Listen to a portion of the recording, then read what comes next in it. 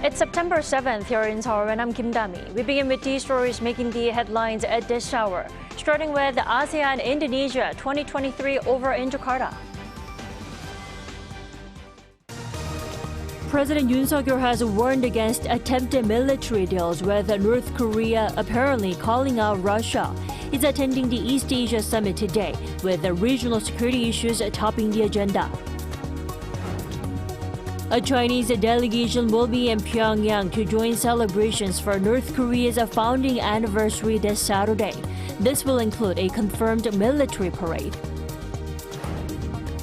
The United States has announced a $1 billion Ukraine aid package during U.S. Secretary of State Antony Blinken's surprise visit to the war-torn country. The package will include controversial depleted uranium munitions. President Yoon Suk-yeol on Wednesday held a dialogue with the 10-member ASEAN bloc and a +3 meeting of neighboring Northeast Asian countries.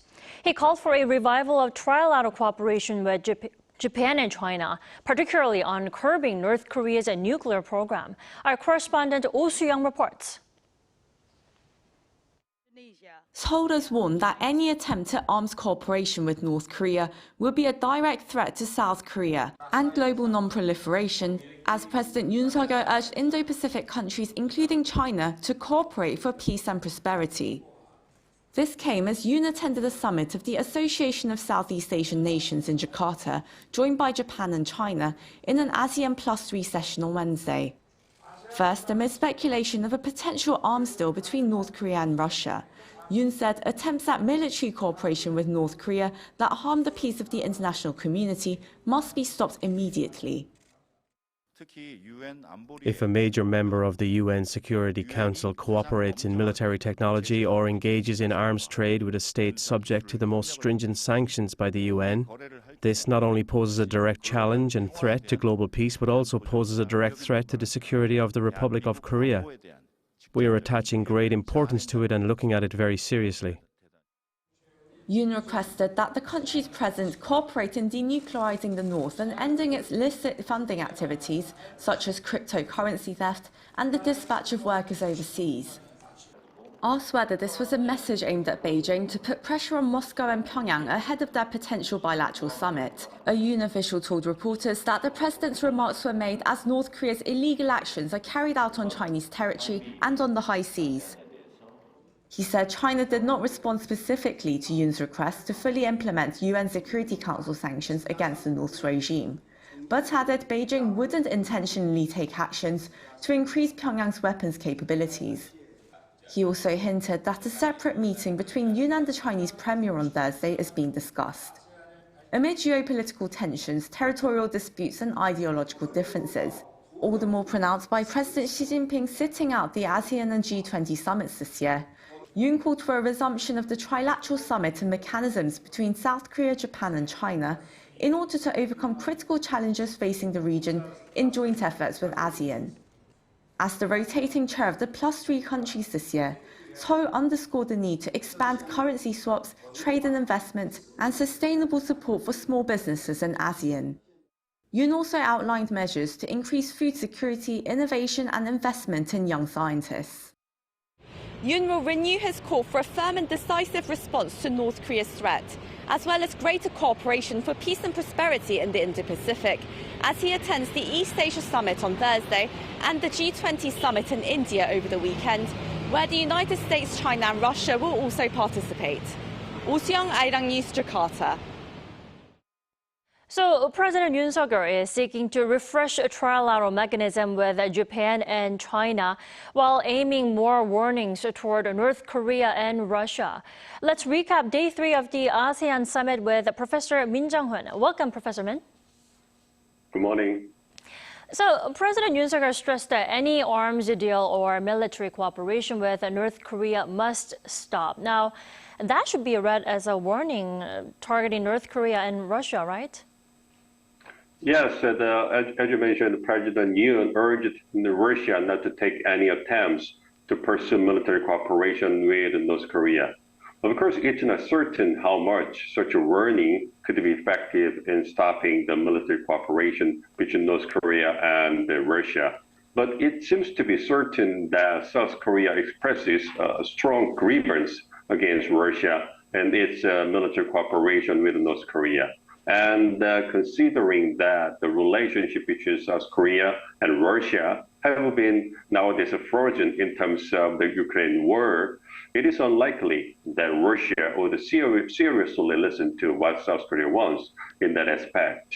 And as the trilateral cooperation among South Korea, US, and Japan has been strengthened, it is expected that the bilateral and the trilateral cooperation among North Korea, China, and the Russia will be also strengthened. It means that the security situation on the Korean Peninsula continues to be grave for some time. Professor Min, then let's say those arms deals with North Korea do take place, then what kind of measures do you think the trilateral, the ally or the partnership you say is how Washington and Tokyo, they will take in case of those arms cooperation? I mean, would that be more sanctions? I mean, what else can they do? There could be several options that the three countries, South Korea, US, and Japan, would take to respond to the arms deals between North Korea and Russia. In my opinion, on the one hand, they are likely to strengthen their military cooperation to cope with the military movement or activities between North Korea and Russia.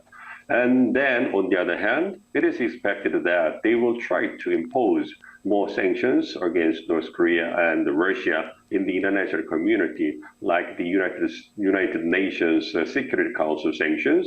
And each country will also try to put the more unilateral sanctions against them.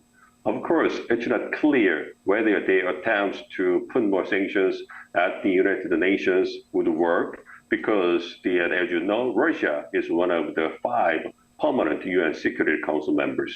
And meanwhile, it is likely that other major international community members, like many European countries and other democratic countries, will support the attempts. So I think that the measures that the three countries would take against North Korea and Russia would contribute to putting more sanctions and the limitations to the two countries. Right. When talking about reactions from the international community, we have to talk about China. You know, China's role and responsibility always being questioned. Well, can we actually expect China to play a mediating role when dealing with North Korea's threats this time? Well, personally, this time I don't think that China would play a constructive or the mediating role in curbing the North Korea's military provocations.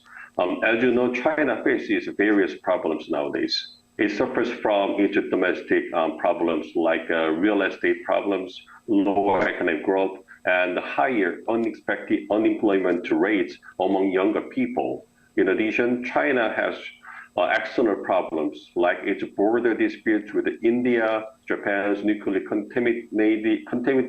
contaminated water release problem, and the territorial disputes over the South China Sea, and most importantly, its strategic competition with the United States. So recently it is reported that President Xi Jinping unexpectedly made the decision not to attend the upcoming G20 summit meeting in India. So taken together, it seems that President Xi needed to have some time to save his face in the international community. So I don't think that China has any strong and active intention to play a constructive role to cope with North Korean threats and provocations. Instead, I think we needed to allow China to have some time before it comes back to the international stage. Right, rather pessimistic view on China playing a constructive role this time either. Now, there is speculation that arms deal or cooperation with North Korea will tighten Pyongyang, Moscow, Beijing ties, right? Now, how will that trilateral ties change dynamic in Northeast Asia? Well, it seems that the trilateral cooperation among North Korea, China, and Russia will strengthen. As I mentioned earlier today, as their counterparts, like the trilateral cooperation among South Korea, US, and Japan has been strengthened. And if the three countries, North Korea, China, and Russia, make arms deals and the military cooperation, like having a joint military drill, it will make the security situation of Northeast Asia much more grave. It is mainly because it would be inevitable for the three countries, their counterparts, South Korea, US, and Japan, needed to strengthen their military cooperation against their counterparts' military actions. So such a situation will make the competition and conflict between the two groups and the camps more serious. So it means that the security situation in Northeast Asia will continue to be grave in the coming months and years. All right, Professor Min, thank you so much for your insight this morning. You have a good day. You too. Thank you. And the U.S. has once again warned North Korea of repercussions should it supply weapons to Russia, while raising concerns over deepening North Korea-China-Russia relations. White House and National Security Council Strategic Communications Coordinator John Kirby on Wednesday said Washington once again urges that North Korea not get involved in military transfers or the Ukraine war, adding the North had previously provided rockets and shells to Russia's mercenary Wagner Group. He also highlighted South Korea, U.S.-Japan defense cooperation commitments, adding that Washington is closely monitoring the burgeoning relationship between North Korea, China, and Russia, which he says all view the U.S. as a kind of common enemy. And a Chinese delegation is visiting North Korea for the regime's 75th founding anniversary on September 9th. According to Pyongyang state-run media on Thursday, the delegation headed by Ryu Guozhong, Vice Premier of the State Council of China, will visit North Korea to participate in the celebratory events. North Korea previously said the events will include another military parade. And this follows China having sent a delegation in July to the North on the 70th anniversary of the Korean War Armistice, or Victory Day, as called by the North. These delegation exchanges, largely seen as a show of solidarity, come amid speculation of Kim Jong-un's visit to Russia for arms deal talks.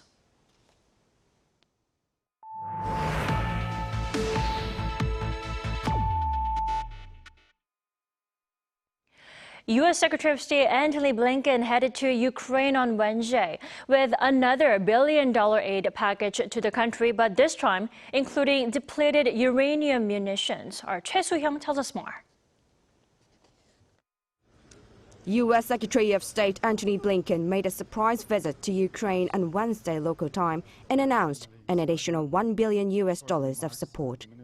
Blinken pleaded ongoing U.S. support for Ukraine and stated that plans are in place for support in the areas of energy, security, and humanitarian assistance, in addition to military support and reconstruction efforts. We will continue to stand by Ukraine's side, and today we're announcing new assistance totaling more than $1 billion in this common effort. That includes $665.5 million in new military and civilian security assistance. Meanwhile, the support package includes depleted uranium munitions, which are designed to pierce thick tank armor. The munitions use is controversial due to possible health risks. It is the first time the U.S. has provided depleted uranium munitions. The support package includes other anti-tank weapons as well as ammunition, air defense systems, and demining assistance. I discussed longer-term sustainable security arrangements, which will provide ongoing security assistance and modern military equipment across land, air, sea, and cyberspace, as well as training and intelligence sharing. Secretary Blinken, on his fourth visit since the war began, has expressed great optimism, noting significant progress in Ukraine's counteroffensive. Ukrainian Foreign Minister Dmytro Kuleba also emphasized the strong support of the United States, describing it as a robust partner. If the West cannot win in this war, then what is the war that the West can win? And when I say the West, I include Ukraine to this list as well. Meanwhile, on Wednesday, an attack on a market street in Konstantinivka in Ukraine's Donetsk region killed at least 17 people, including a child. Choi Soo-hyung, Arirang News. The European Union has unveiled a set of laws to curb the power of 6 major tech companies, including Google and Apple. But this Digital Markets Act excludes South Korean tech giant Samsung Electronics. Lee Seung-jae has more. The Digital Markets Act is a set of laws set forth by the EU to curb the power of 6 major tech companies. The 6 companies, Alphabet, Amazon, Apple, ByteDance, Meta, and Microsoft, will be subject to special regulations to prevent abuse of dominant market positions in the bloc. The European Commission announced Wednesday that the 6 gatekeeper companies, meaning large platform operators that act as a kind of gateway between consumers and sellers, will be subject to special regulations under the Digital Markets Act from next year. By applying stricter regulations on such companies, the EU plans to fundamentally block practices in which these companies use their superior market power to raise entry barriers and undermine a fair competition environment. Companies designated as gatekeepers are strictly prohibited from cross-using users' personal information acquired through their services when conducting other service projects unless they have user consent. However, there was good news for South Korean tech giant Samsung Electronics, as the company has been excluded from the list despite being mentioned previously as a strong candidate. Companies that fail to comply with the latest EU laws will face major penalties, including a fine of up to 10% of total annual sales. That figure could go up 20% for repeat violations. The gatekeeper companies will be granted a grace period of approximately 6 months to comply with the DMA before full implementation of the rules in March 2024. Lee Seung-jae, Arirang News.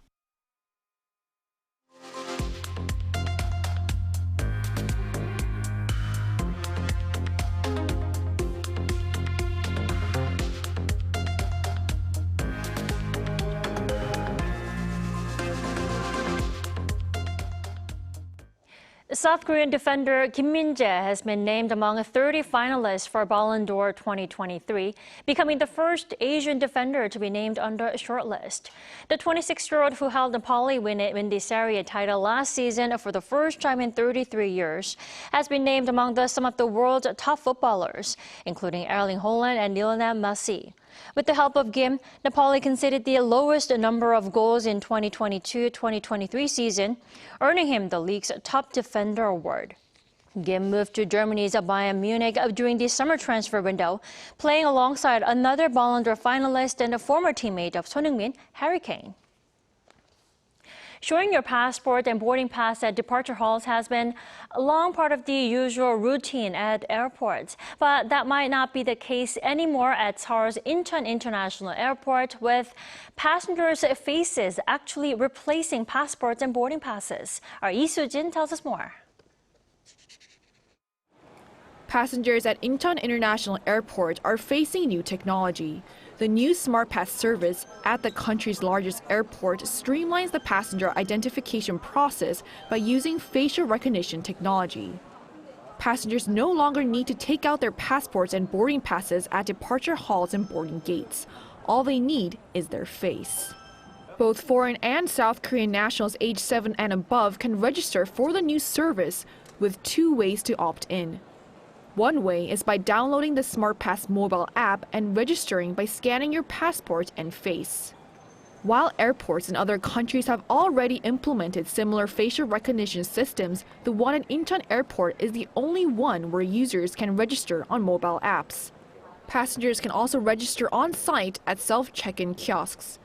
Just like the mobile app, all you have to do is scan your passport and register your facial biometrics 30 minutes before you need to use the service. The mobile app and the self-check-in kiosks are both available in English, Korean, Japanese, and Chinese. Your facial identification data is also valid for 5 years. And now you can simply walk up to the camera and go through right away without needing to show anyone your passport or your boarding pass. So far, people from 46 different countries have registered, according to an airport official.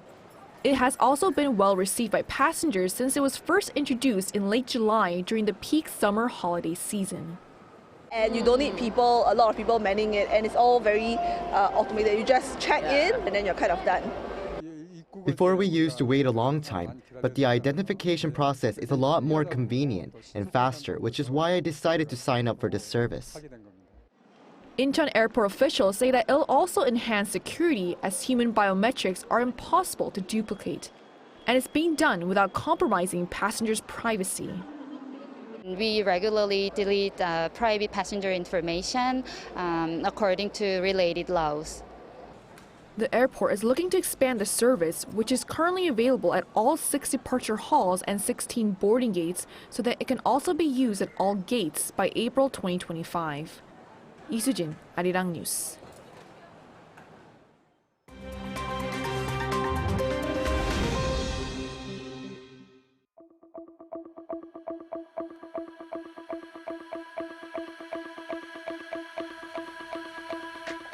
Good morning, I'm Matthew Ashley, and we now turn over to stories from around the world. We begin in the United Kingdom, where a nationwide manhunt is underway for a suspected terrorist who escaped a prison in southwest London. Now, according to authorities, 21-year-old Daniel Abid Khalif vanished on Wednesday morning local time. He was last seen wearing a prison-issue chef's uniform, and it's suspected that he escaped by attaching himself to the underside of a food delivery van. Now, as part of their response, authorities have increased security at border checkpoints and ports. Police say he poses a low risk to public safety, but have urged people not to approach Khalif. Khalif had been awaiting trial on terrorism and Official Secrets Act offences. Now, the death toll from the floods in the south of Brazil has now climbed to 36 people. Officials announced this on Wednesday and said search and rescue operations are ongoing. The state of Rio Grande do Sul was worst hit, with rising waters flooding streets and submerging houses in several cities. There were also several landslides. Now, the flooding comes after more than 300 millimeters of rain fell on the region in less than 24 hours. Downpours have since stopped, but are forecast to resume between Wednesday and Thursday, and more flooding is expected. The disaster comes after over 40 people were killed earlier this year in landslides and flooding in Brazil's Sao Paulo state. Now, August 2023 is the hottest August ever recorded. That's at least according to the European Union Climate Change Service on Wednesday, who said August this year was 1.5 degrees hotter than the pre-industrial era average, a temperature threshold that the world is trying to stay below. It also marks the third straight month that such a record has been set, following the hottest ever June and July.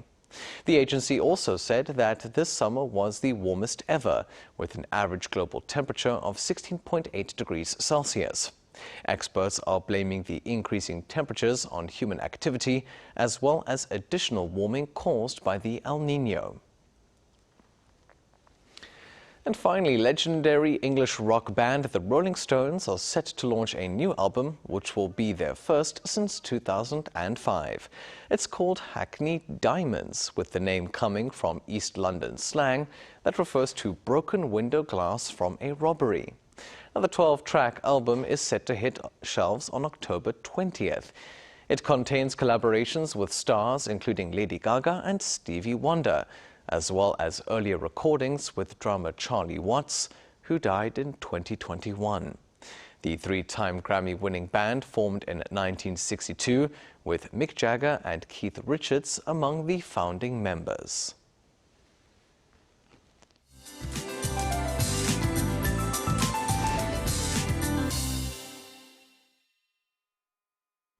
Good morning. It was a rough morning commute for those in southern regions and Jeollado provinces due to that thick fog. Please drive with care until the sun is shining fully. Despite a breezy start, the highs will soar with a heat advisory remaining in place for Jeollado and nearby areas and parts of Chungcheong-Namdo province. Meanwhile, east of Gangwon-do province will be as cool as yesterday. Plenty of autumn sunshine will boost UV rays to height of very high in large parts of Korea, so please have your sun protection handy today. Afternoon highs will jump nearly 10 degrees from our morning temperatures, Seoul, Gwangju topping out at 32 degrees.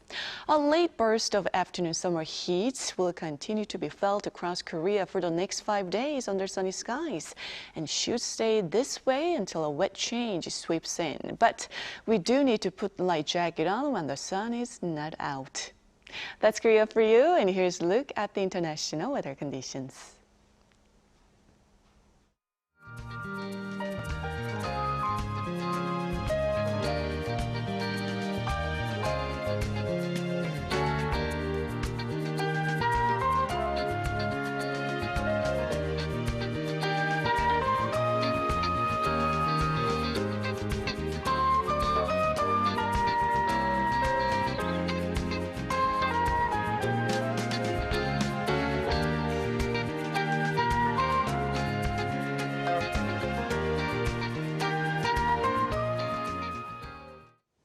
We thank you for watching New Day and Arirang. We'll be back tomorrow for Friday's edition at the same time, 9 a.m. Korea time.